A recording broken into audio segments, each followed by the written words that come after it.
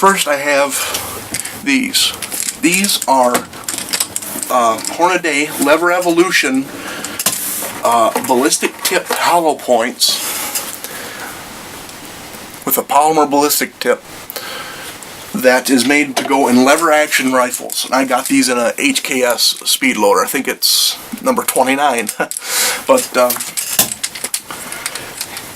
these are made for lever action rifles because in lever action rifles that are magazine tube fed, your bullets they sit like this.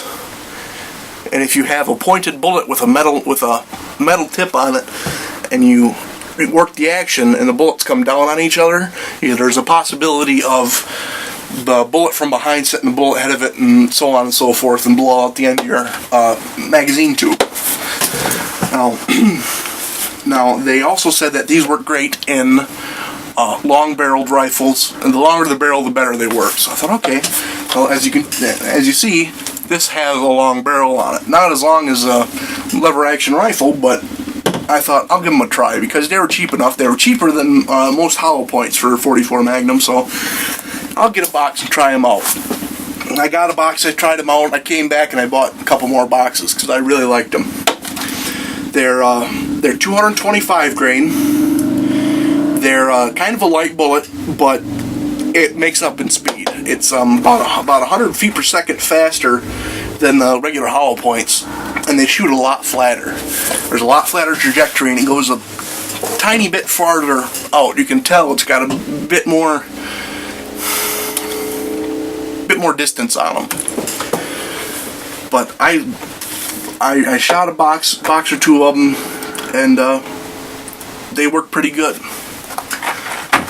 And then that's what I have in my speed loader. I don't know why, that's just what I have. I don't know why I didn't put hollow points or anything else in there, that's just what I have. Now, next up, I have Hornady, and these are my favorite. These are Hornady XTP hollow points. These are 240 grain hollow points, and I love them. These are in my opinion, the best hollow points you can get are Hornady XTPs.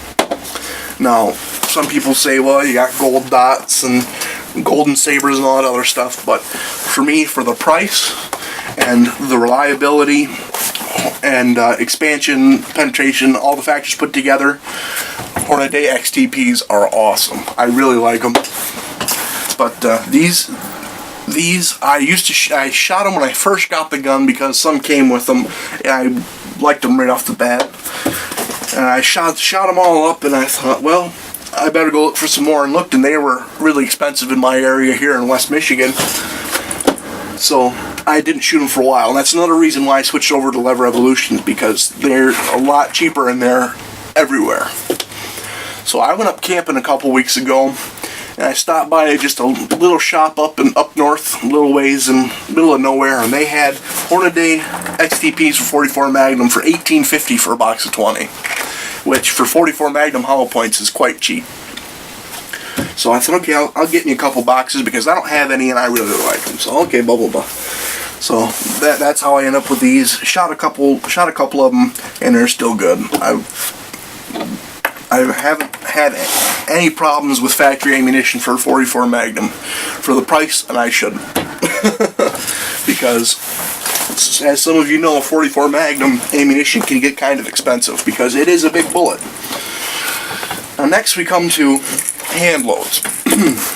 Right here we've got, these are hand loaded by a buddy of mine, and these are cast 44 Magnum hollow points. He melts down his own lead, he casts them himself, and reloads any empties I give him.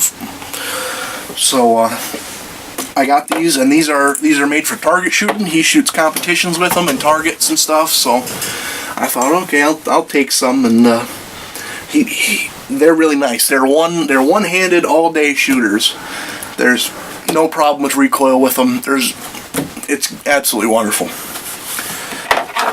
But if I ask him, he'll make them hot, and he's made them hot before, and I like them, no matter how he makes them. Any bullets I've shot, I've pretty much liked. I don't know why, but MagTech for some reason Just for 38 Special, they're great, but for 44 Magnum, there's just something weird about them I didn't like.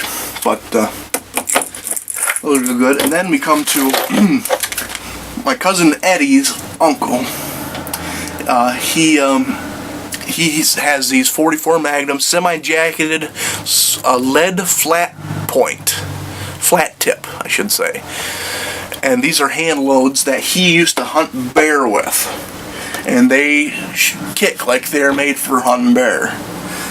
He had a 44 Magnum lever action rifle, and he reloaded. So he reloaded some of these, and my cousin Eddie bought something from him, and he dropped off a box of ammunition to my cousin, and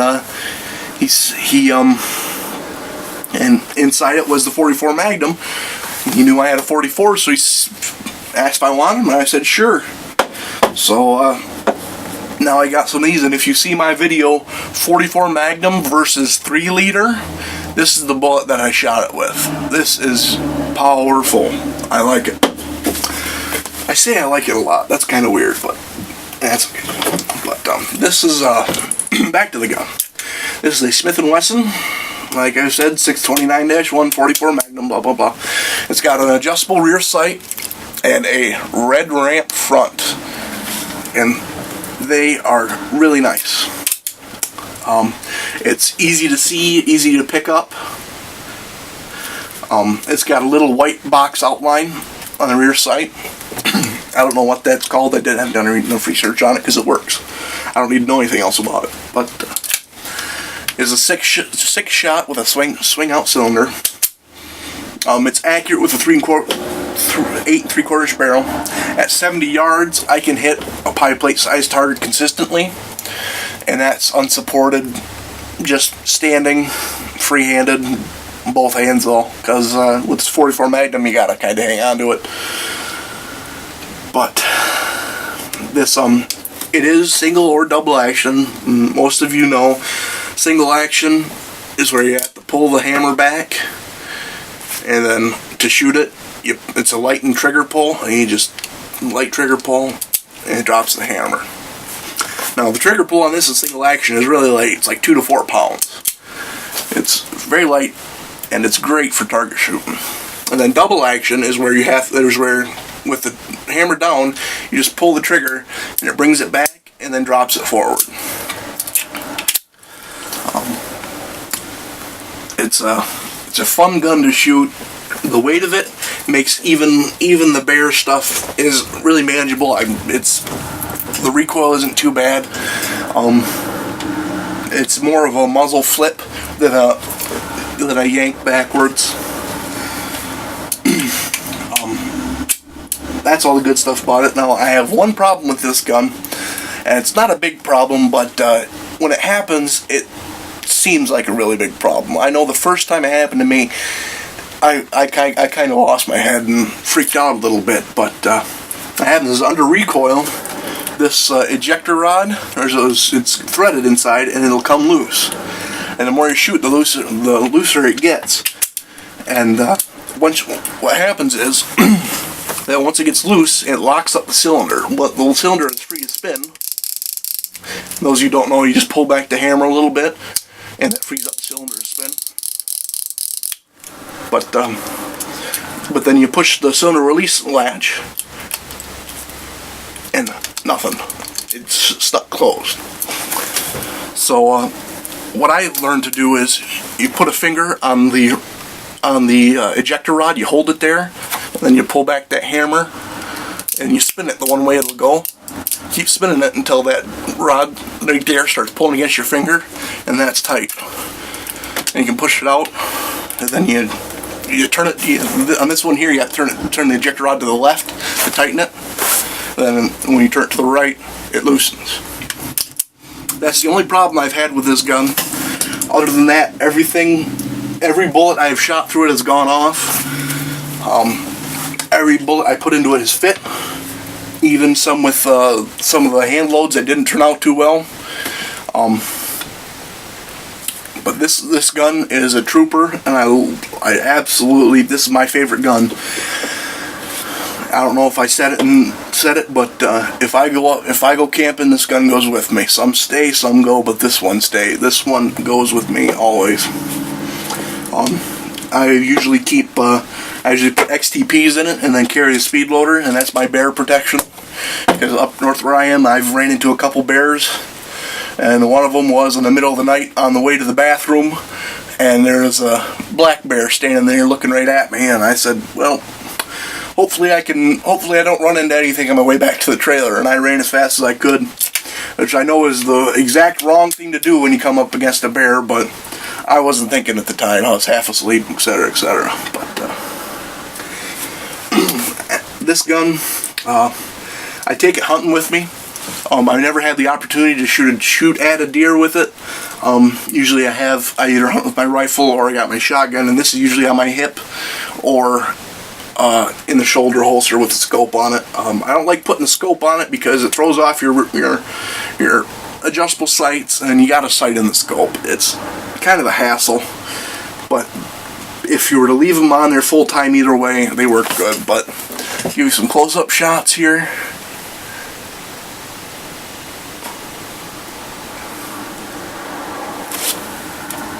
A nice overall shot. I'm trying to get my frickin' hands out of the way.